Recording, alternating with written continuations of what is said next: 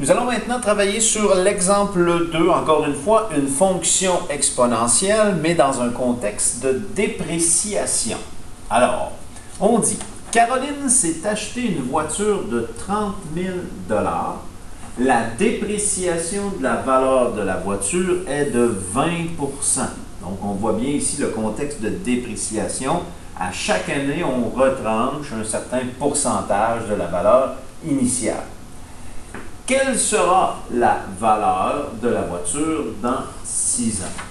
Donc, ici, c'est un contexte de fonction exponentielle, mais de dépréciation. L'exemple 1 est un contexte de placement. Ici, on parle de dépréciation. Donc, on reconnaît que c'est une fonction exponentielle à la nature du problème. Alors, on va être à la recherche de la fonction y égale a fois b à la x. Donc, on doit rechercher la quantité initiale et le facteur de multiplication. Donc, dans le texte ici, le prix de départ ici sera ma quantité initiale. Mon facteur de multiplication, donc, ça va impliquer ici le pourcentage. On le travaillera tout à l'heure. Et on nous demande quelle sera sa valeur dans 6 ans. On verra un petit peu plus loin. Alors, on a ici la valeur de la voiture selon le nombre d'années. Donc, au départ, on est à 30 000. Au bout d'un an, on est à 24 000. 2 ans, 19 200. 3 000, 15 360. Donc, à regarder, donc on peut reconnaître que c'est une situation de fonction exponentielle à la lecture du texte. On peut reconnaître aussi en regardant la table de valeurs. Donc, on se rappelle, pour reconnaître que c'est une fonction exponentielle, bien, premièrement, il faut reconnaître que les taux de variation ne sont pas équivalents. Donc, si je regarde ici dans la table de valeurs, quand je fais un bond de 1 plus 1, ici, la valeur descend de 6 000 $. Tandis qu'ici, je fais un bond de 1. Et ici, on a une variation. On pourrait aller même le calculer avec la calculatrice.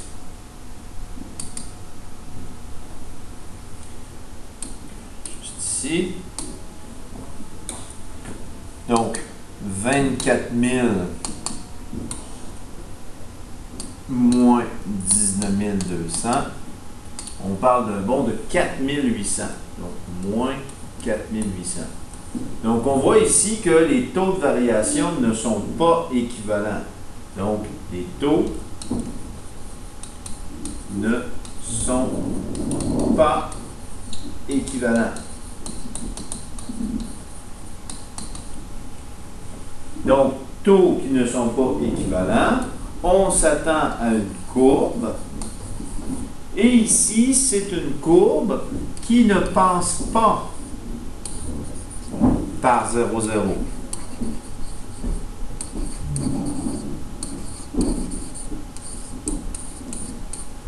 Donc, taux de variation qui ne sont pas équivalents ne passent pas par 0, 0. À ce moment-là, en secondaire 4 CST, on parle de la fonction exponentielle. Maintenant, c'est sûr que si on traçait le graphique, on pourrait aussi reconnaître la fonction exponentielle. Donc, si on vient placer les valeurs ici, donc une graduation qui nous permet de mettre le nombre d'années ici. Parce que dans la mise en situation, le X représente le nombre d'années.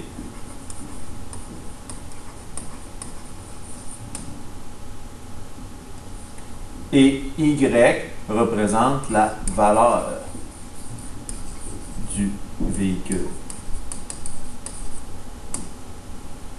Parce que la valeur du véhicule dépend du nombre d'années écoulées. Donc, mon nombre d'années ici, la valeur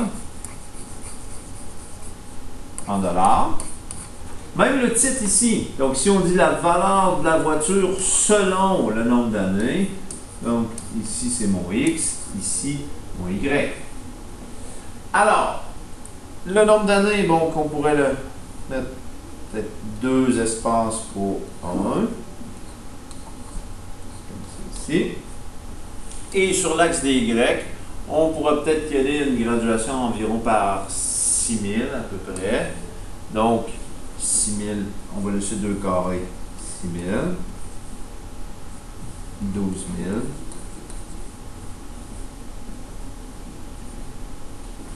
18 000, 24 000 et 30 000 ici. Donc, notre véhicule, 30 000 la première année. On parle de 24 000 au bout d'un an. Donc, au départ, 30 000 à 0. Au bout d'un an, 24 000. Au bout de 2 ans, environ 19 000, donc à peu près ici, 19 200. Et la troisième année, on parle d'environ 15 000, donc à peu près ici. Je ne vais pas aligner ici. Effacer. Donc, ici, donc on a dit la deuxième année, première année 24 000, deuxième année 19 000, donc à peu près ici. Et 3 ans, on parle de 15 300, donc environ ici. Donc on va avoir une courbe ici décroissante qui ne passe pas par l'origine. Donc, c'est une fonction exponentielle. Maintenant, on nous demande de retrouver l'équation. Donc, l'équation d'une fonction exponentielle est de la forme y égale a fois b à la x. A étant la quantité initiale. Donc, j'ai y égale ma quantité initiale, donc mon montant de départ, 30 000. Fois b à la x. Donc ici, le a, c'est la quantité initiale, le montant de départ. Et le b, mon facteur de multiplication. Donc je vais aller le trouver ici. Mon facteur de multiplication.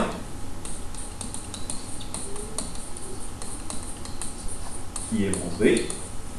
Donc, dans ce cas-ci, B sera égal à 100% plus ou moins le certain pourcentage. Donc, ici, puisqu'on est dans un contexte de dépréciation, on aura 100% moins, okay, donc on choisit le moins ici, dans ce contexte-là, parce qu'on est dans un contexte de dépréciation. Donc, moins, et la voiture perd 20% par année. Donc, moins 20%. Donc, B va valoir 100% moins 20%, ce qui me fait 80%.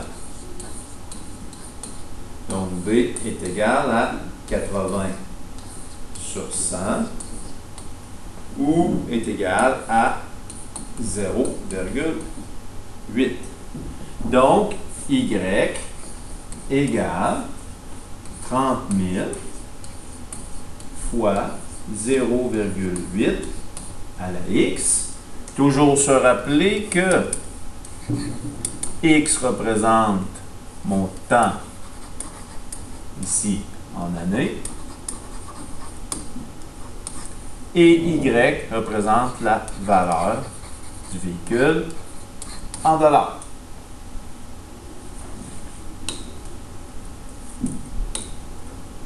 Donc, si on nous demande quelle sera la valeur dans 6 ans,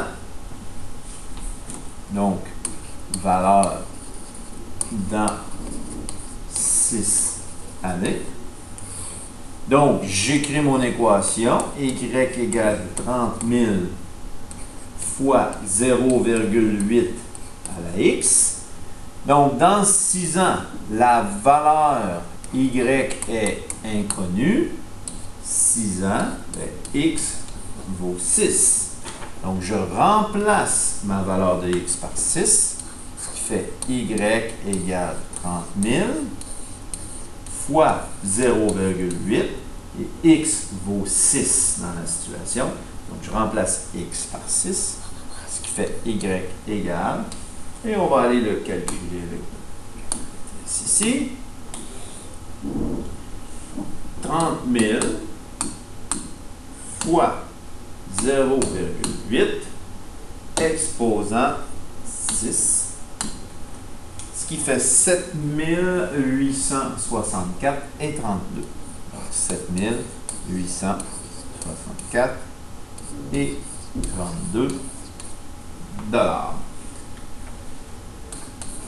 Donc, la valeur du véhicule sera de 7864 et 32 au bout de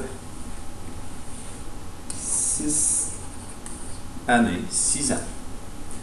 Donc, voici un exemple de fonction exponentielle dans un contexte de dépréciation.